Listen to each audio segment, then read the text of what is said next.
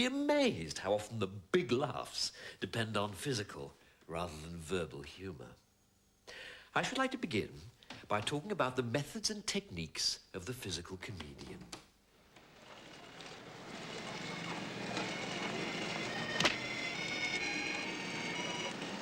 I hope you locate the trouble, monsieur. Madame, it is my business to locate trouble.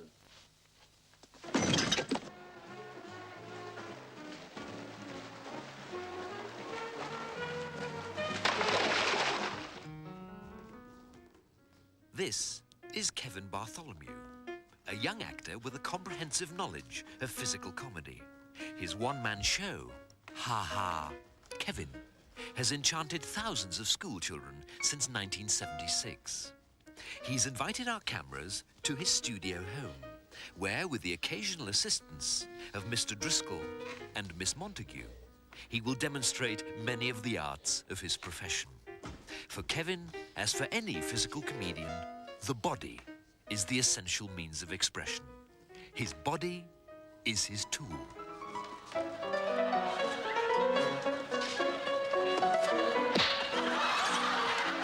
The comedian may be lucky enough to possess the kind of body that people laugh at. A short, fat one, or a tall, thin one. But a normal, attractive body is not necessarily a handicap. It is what you can do with your body that is important.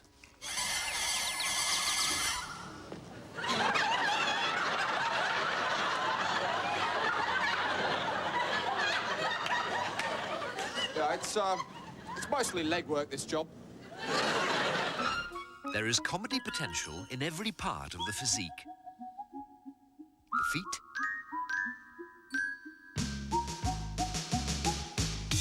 the hands,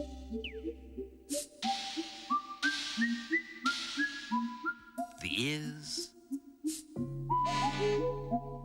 the knees,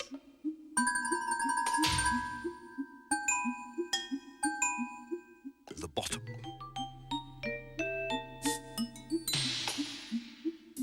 and the face. It is possible to make comedy from the whole range of human emotions.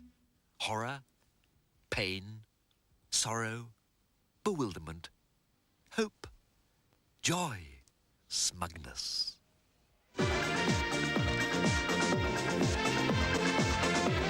The comedian will also take infinite pains in selecting what to wear, because his outfit is a crucial factor in defining his comic character. However, modern audiences are usually too sophisticated to laugh at wildly outrageous costumes. It is important to get the degree of exaggeration just right. Even when the comedian appears to be wearing normal clothes, it is rare that they will fit perfectly. They are likely to be slightly too small or slightly too big. Psychologically, these small variations can be very significant for the performer and the audience. The character in the big clothes is likely to be a completely different person from the character in the small clothes. As in the world of high fashion, half an inch on the collar and cuffs can make all the difference as to whether a costume works or not. Of course, it is not enough just to look funny. The visual comedian is under a certain obligation to do funny things. So what is funny? Kevin will now demonstrate 3 basic principles of visual comedy, using only the banana.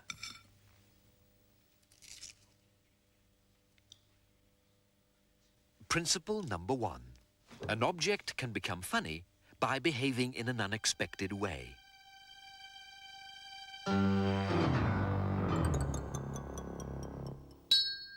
Principle number 2. An object can become funny by being in an unexpected place.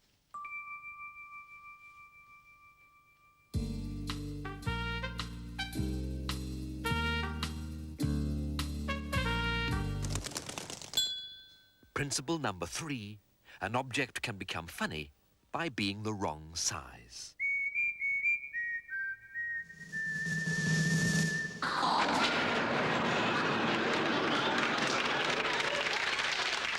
What applies to the banana can also apply to Kevin himself. Take principle number 1. Kevin is an adult human being, so he can immediately become funny by behaving like something else. Like an object, for instance.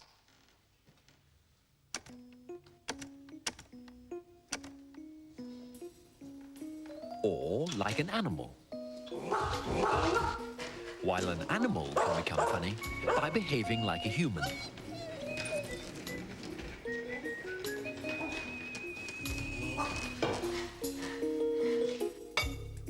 Principle number 2. Kevin can become funny by turning up in an unexpected place.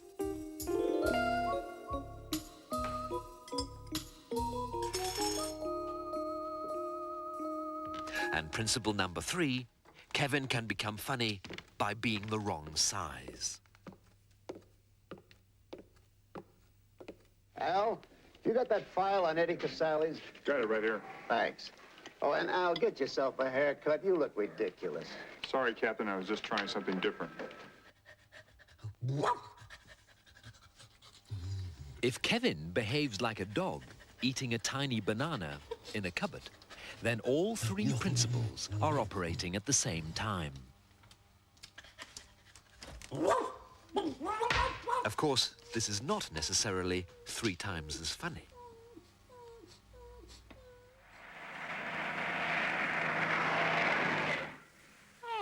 It is in animation that we can see our 3 principles taken to their furthest extremes.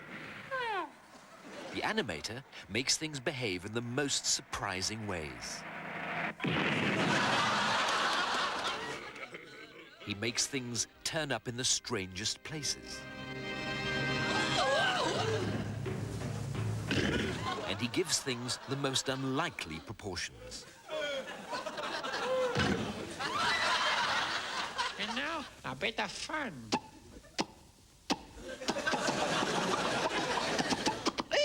So you see, the world of visual comedy is one where doves lurk in our underpants, where cats are 50 feet high and buses can turn somersaults. The jokes depend on sudden shocks and strange transformations that undermine the normal laws of our existence. Now, let's have a look at some of the methods that are used to make these jokes happen.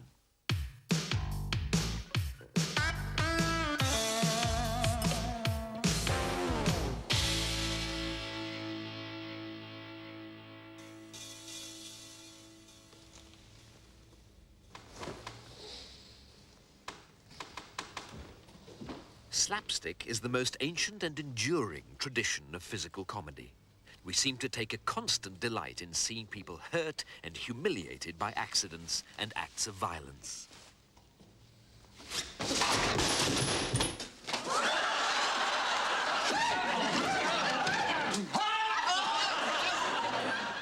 The earliest American comedy films consist almost entirely of violent action. That excitable character on the left there is Max Sennett. He was the first great genius of screen comedy and the inventor of the Keystone Cops. He was a complete anarchist who delighted audiences around the world with films full of people fighting, people chasing each other, and people destroying things. These weren't just comedies. They were the Terminator and RoboCop of their day.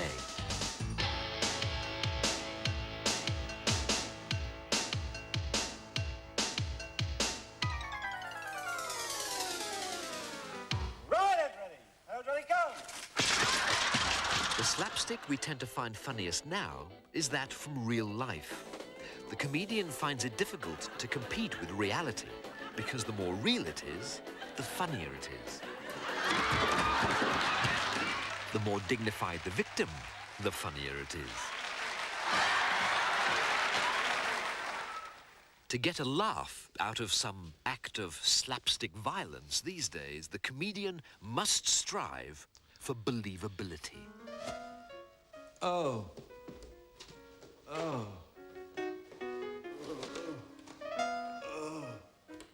And since Kevin seems to have difficulty achieving believability, perhaps he needs the help of vegetables. Nowadays, you have all the resources of the soundtrack to add conviction to your violence. The secret is to find the vegetable which gives you the most authentic effect.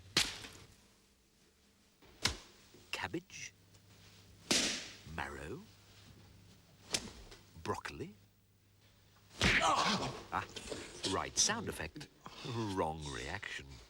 The comedian must achieve the shock of violence without the reality of pain.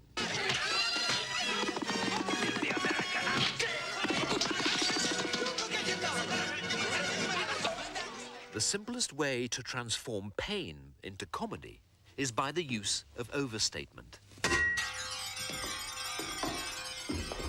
The overstatement may lie in the comedian's reaction to being hit. Or it may lie in the degree of violence that is inflicted.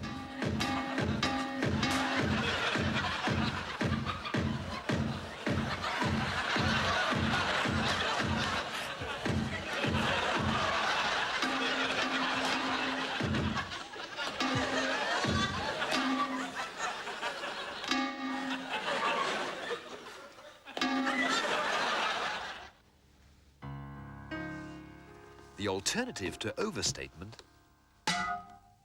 is understatement.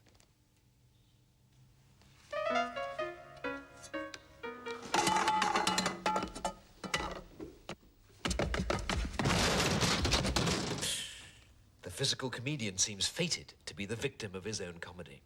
And not only does he suffer from violence, he is also constantly at the mercy of magic.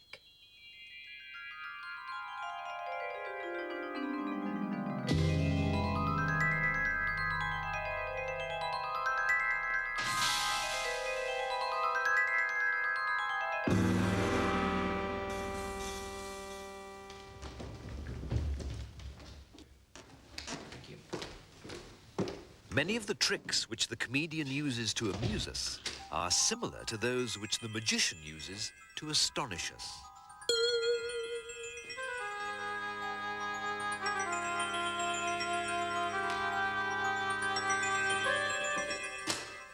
For instance, a lot of visual jokes are based on people suddenly appearing or disappearing. The sudden appearance and the sudden disappearance are important elements in slapstick. If someone falls over, it is funnier if they disappear at the same time. May be seated. And the farce of people running in and out of doors is comic because it provides a rapid sequence of appearances and disappearances. The faster a character shoots in and out of vision, the more effective it is likely to be.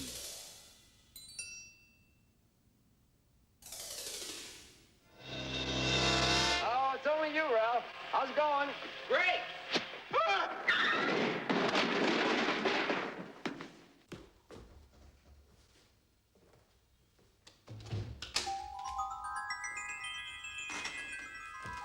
Apart from appearances and disappearances, the main business of the magician is to achieve transformations, turning one thing into something else.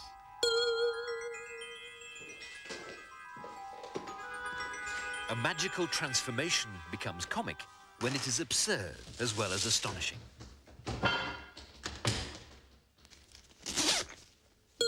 Get out.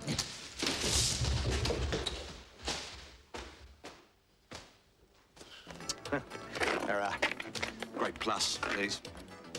One click. Nobody is going to steal that. Yeah, with the H-Rate you get one of these. One click. Nobody's going to steal that either. The first person to make surreal jokes using film magic was Georges Méliès, working in France at the turn of the century. His films are full of sudden appearances, disappearances, and transformations, achieved through simple camera tricks. Of course, When the comedy depends on tricks like these, it has more to do with the mind behind the camera than the performer in front of it. He has to resign himself to becoming a victim of the effects.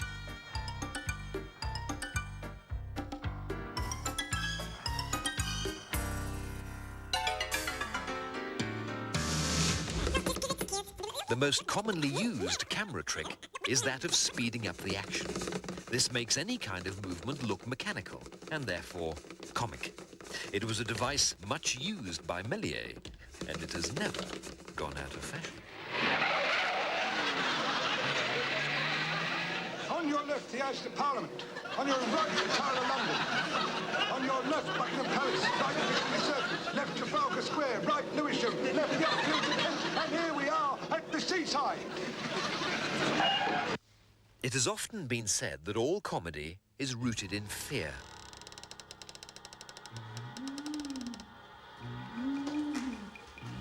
The things we laugh at are closely related to the things which frighten us.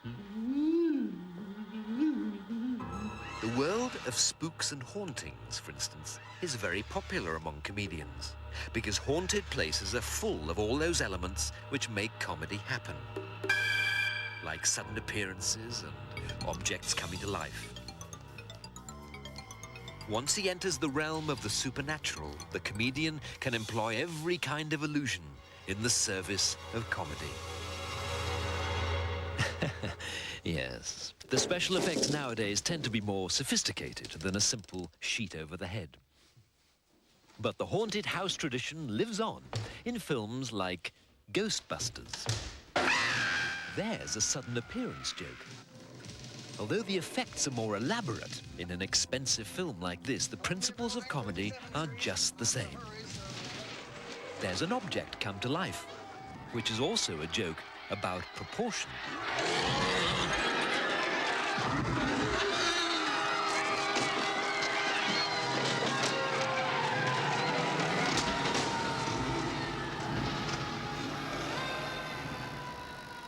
One of the joys of visual comedy is the sheer pleasure of being liberated from boring old everyday reality into a bizarre dream world where anything is possible.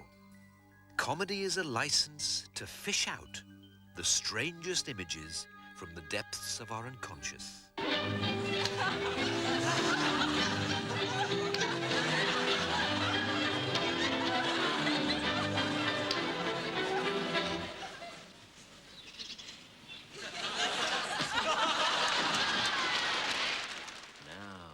You may be starting to see how the different methods of visual comedy all tend to strip people of their normal human dignity. You can achieve this by hitting someone over the head with a fish or by transforming them into a toilet. But you can also do it simply by imitating them.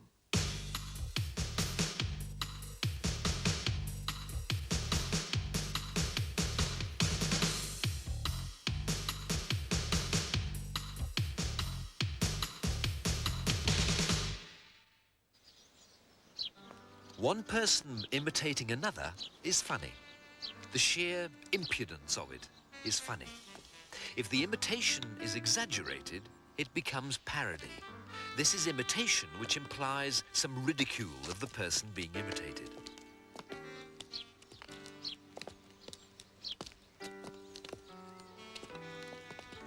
If the person being parodied is a representative of power and authority, then the parody becomes satire.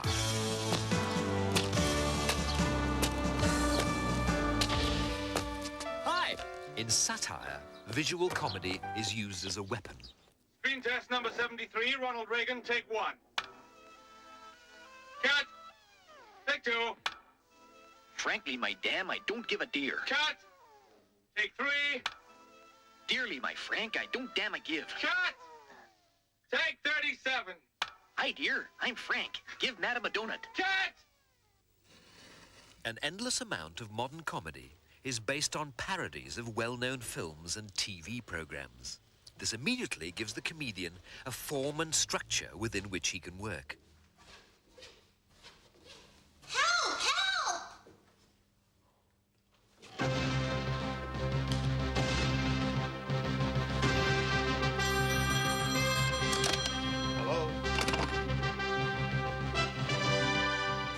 thing about parody, to be frank, is that you don't have to think up too many original ideas, and you can still get 3 different kinds of comedy happening at once. There's the fact that you've got the comedian imitating the mannerisms of a well-known character. There are jokes about the mechanics of the parody itself.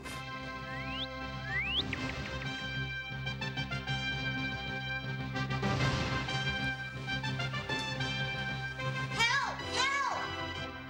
And there is the opportunity to send up the visual style of the original film.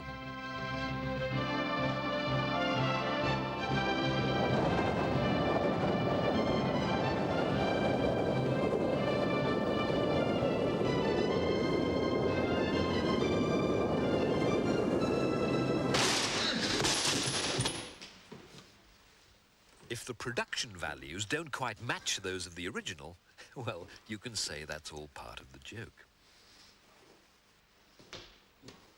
Whether he's working in slapstick, surrealism, or parody, or some combination of the 3, the comedian's success depends first and foremost on his ability to create a funny character. As Charlie Chaplin once said, in comedy, nothing transcends character. And for the physical comedian, this means his ability to communicate through his body language.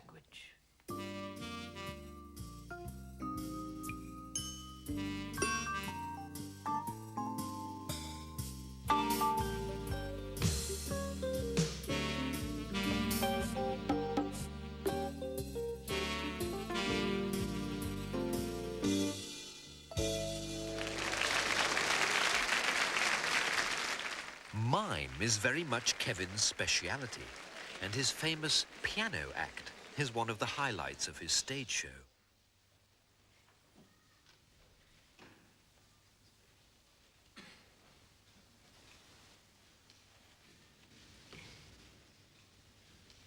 Part of the pleasure is to do with illusion, making us see what is not there. But it is mainly about using the body to create character. Comic acting, in other words.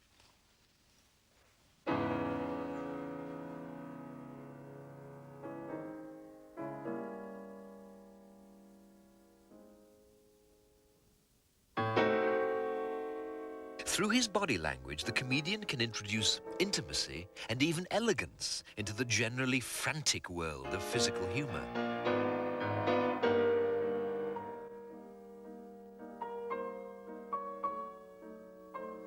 The comedy may lie simply in the shadings of a facial expression, particularly now in the age of TV, where the close-up is so common.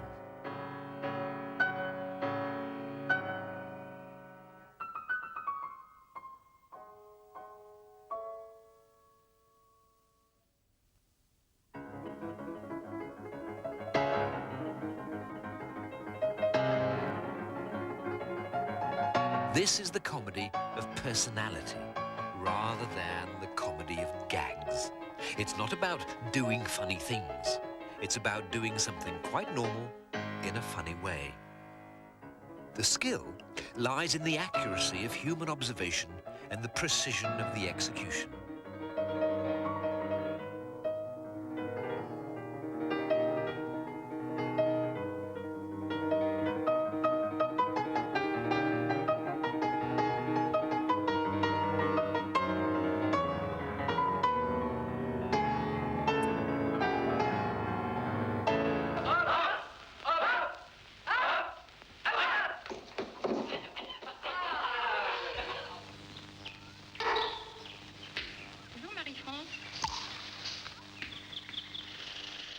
Jacques Tati, now there's an artist, carried on the silent comedy tradition into the sound era by making films virtually without dialogue.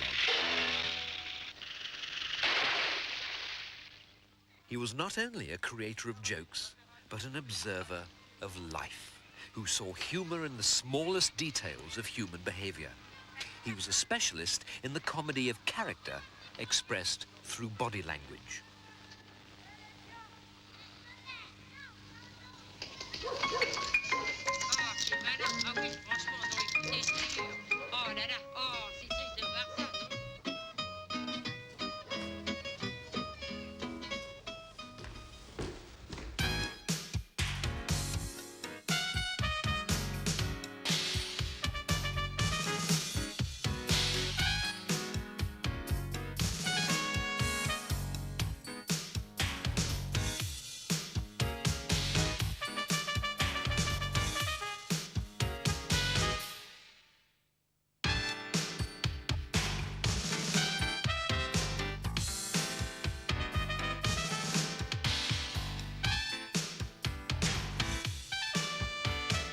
visual comedy, we see the same ideas crop up again and again.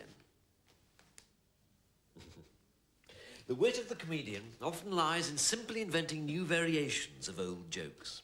He can do this because the success of any comic idea depends not just on the skill with which it is executed, but more importantly, on the attitude with which it is performed.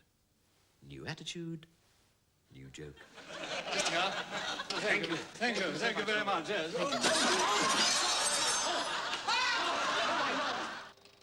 This is the first comedy ever put onto film, nearly 100 years ago in 1895. A boy stands on the gardener's hose. He lifts his foot, and the gardener gets a faceful of water. It's the humiliating surprise, the basic practical joke. It doesn't come over too funny now, to be frank, because it is crude, predictable, and essentially characterless. However, if Kevin approaches the same situation of man and hosepipe with different kinds of comic attitude, we should see how it can be brought to life in different ways by introducing character into the comedy.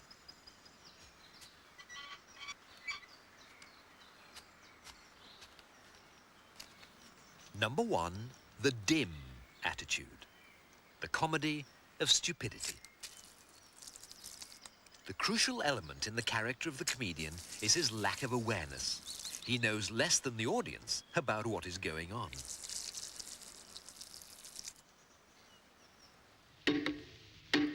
The dim comedian confronts the world with a kind of bewildered innocence.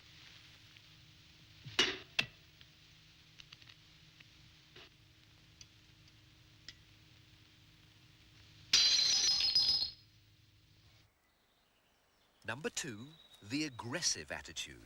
The crucial element in the character is his lack of consideration for others.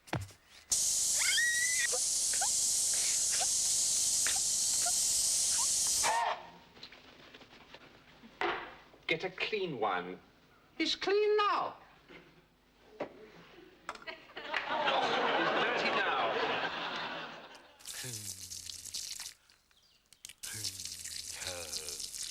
Number 3, the crude attitude, the comedy of vulgarity.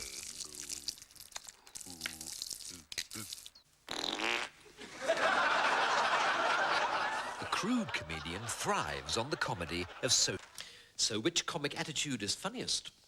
Probably the one you find funniest is the one with which you identify most. Only if you identify with the comic attitude can you laugh. Take Chaplin, for instance. The whole world found him funny in his day, but hardly anybody laughs at him now. Why? He is certainly far more skilled and inventive than a lot of modern comedians whom we do laugh at. He does everything it is possible to do in visual comedy, including all the things we've talked about so far.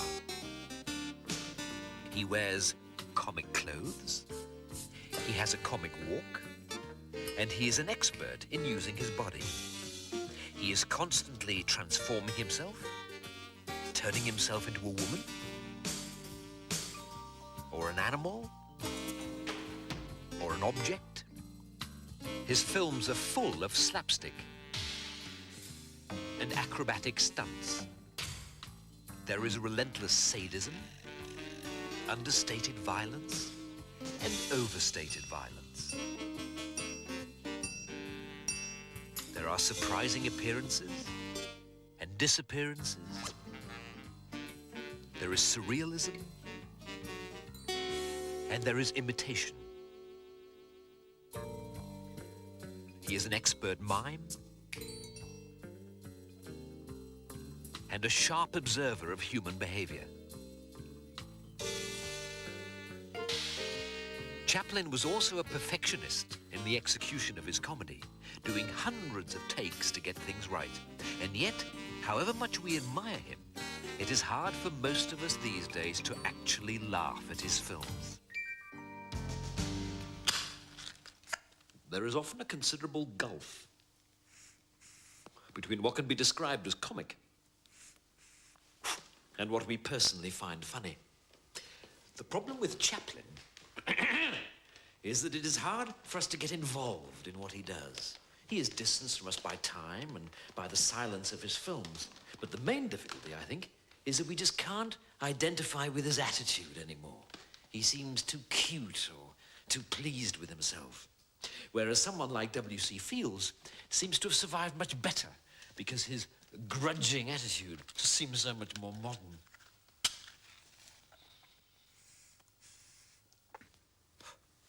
Although the best physical comedians always have a strong character and attitude of their own, they also have a surprising amount in common. There are certain qualities of character which crop up again and again, because these are the qualities that make visual comedy happen.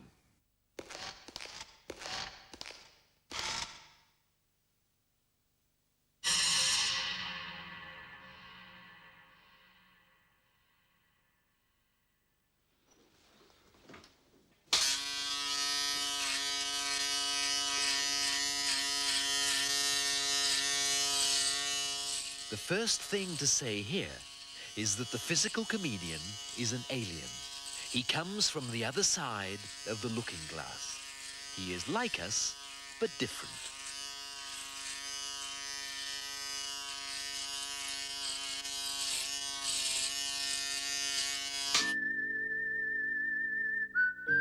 Whereas the verbal comedian is often smarter, sharper, and faster than those around him, the physical comedian usually has a quality of innocence, of having been born yesterday.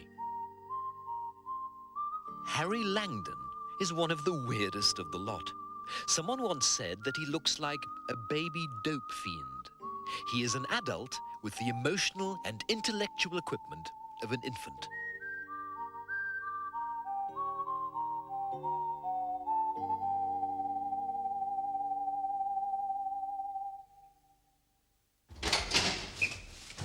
The comedian's childishness emerges first of all in his difficulties with objects. He is constantly doing battle with them in a way which invests them with a life and soul of their own.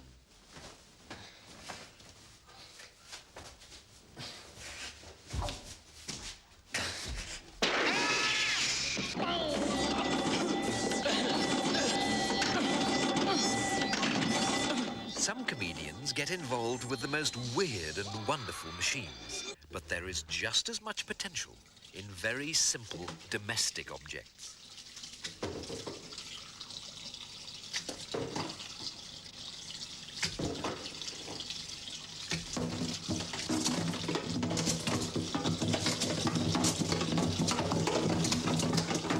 In his battles with objects, the comedian is bound to be inept. In order for funny things to happen, he must constantly make mistakes, and he must constantly be susceptible to accidents.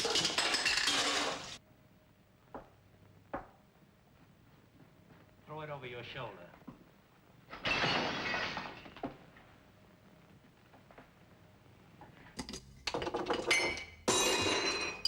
Although he is clumsy and inept, the physical comedian is very tenacious. He keeps on doing things long after the point where the normal person would have given up.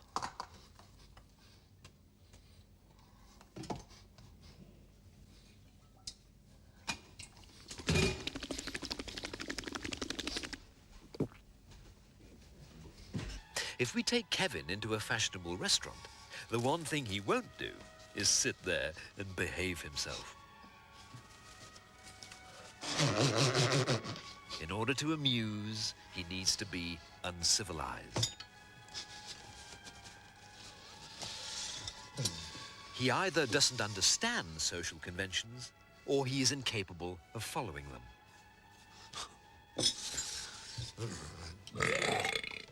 Oh, Mr. Driftwood. Ah, Gottlieb, allow me.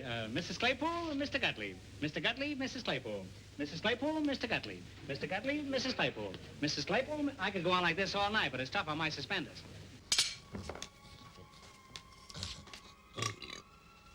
The physical comedian not only disregards convention, he's got little regard for morality or legality. And he has none of that consideration for others, which inhibits the rest of us from behaving like comedians all the time.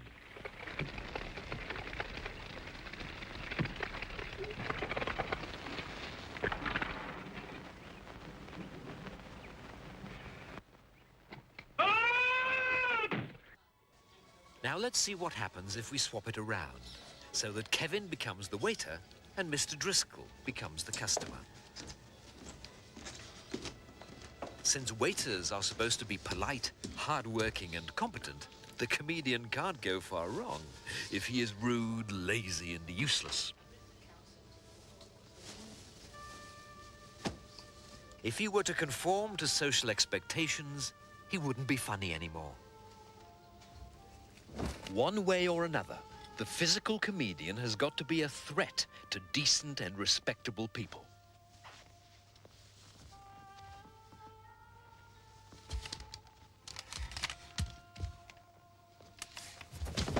He may be aggressive or he may be affectionate, but the comedian is always causing offense and spreading confusion. He makes a mockery of all authority, politeness and pretension. I'll take this side. It's none of my business, but I think there's a brace of woodpeckers in the orchestra. Drunkenness, like childishness, immediately supplies the comedian with the stupidity, incompetence and irresponsibility that he needs in order to be funny.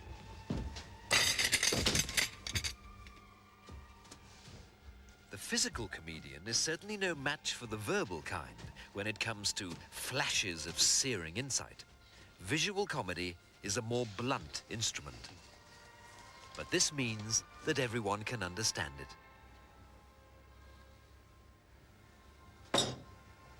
Most of the time, you only have to be human to get the joke.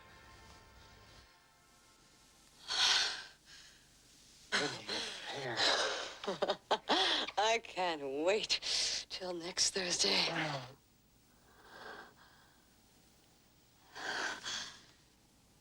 Today is Monday. I know. But my headache should be gone by then. You don't mind waiting, do you? Oh, no. No, not at all. I have a little headache myself. Maybe I'll take a walk. Do me good. Where's my hat?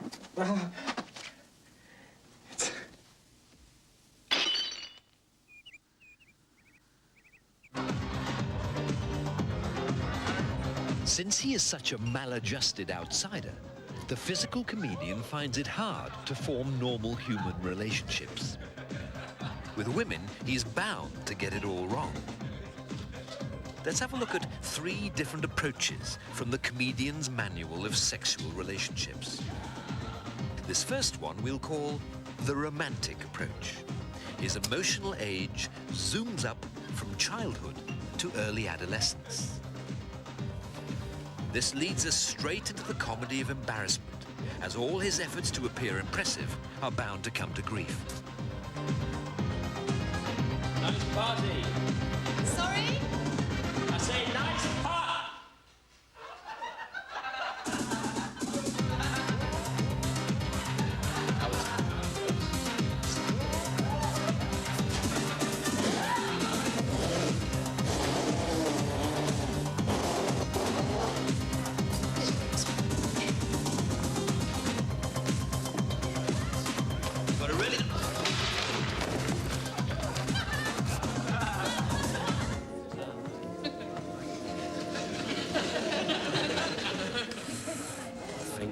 Winner here, Shriek, all right?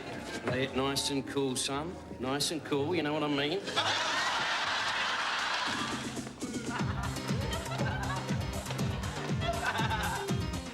A second possibility is the direct approach. The comedian simply ignores all codes of proper behavior and acts immediately on his desires.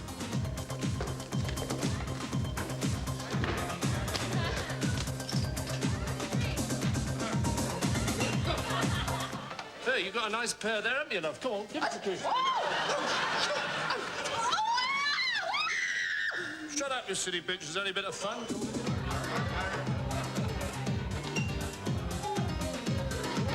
The third possibility we might call the startled virgin. This one depends, first of all, on the comedy of role reversal, with the woman as the sexual aggressor, while the comedian is impossibly innocent. He remains a bewildered child masquerading as an adult.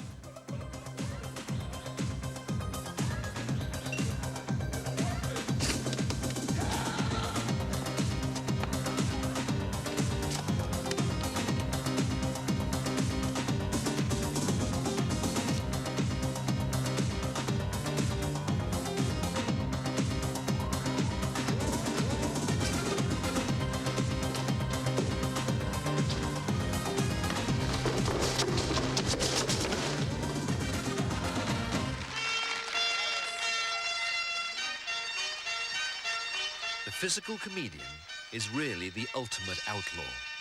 As we've seen, he breaks all the rules of decorum and convention. He does all the things we can't, couldn't, and shouldn't do in real life.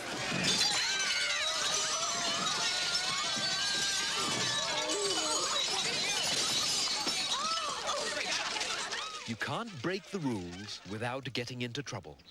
And consequently, the physical comedian is suffering most of the time. He is an eternal victim, subject to constant hostility from all quarters.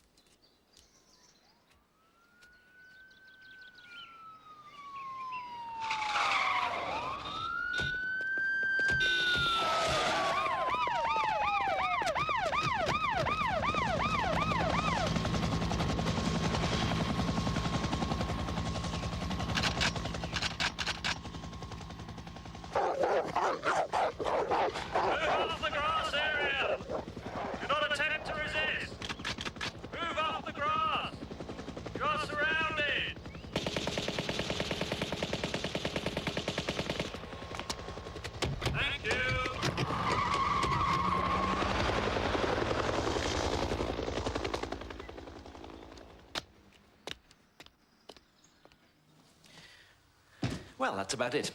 I think we're finished with Kevin now, so I'd just like to make one final point.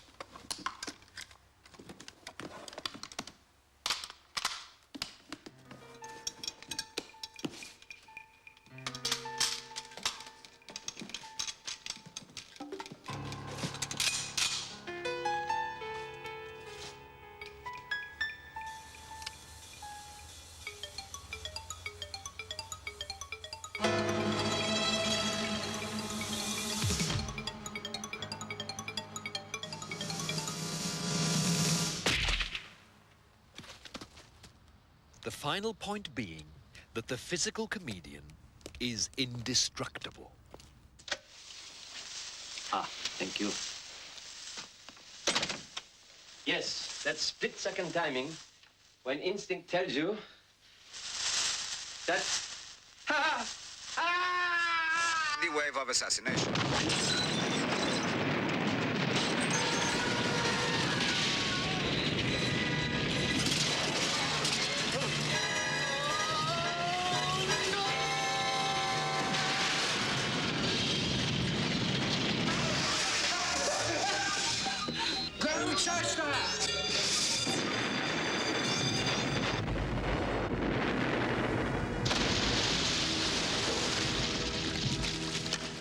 Whatever the odds against him, the comedian always survives to walk away at the end of the story.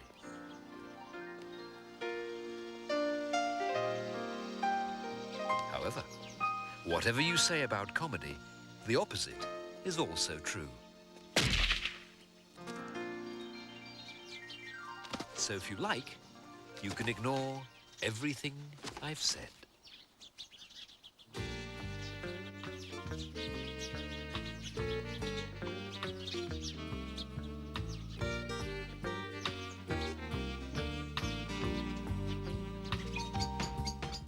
There's more comedy later tonight in a Michael Palin ripping yarn, Murder at Moorstones Manor, tonight at 11:55.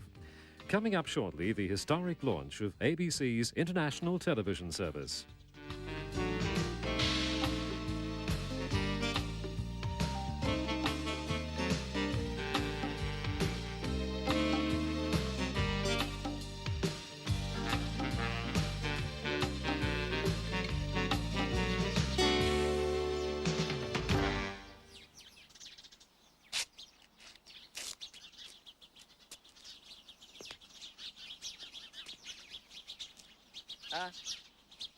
Was that okay?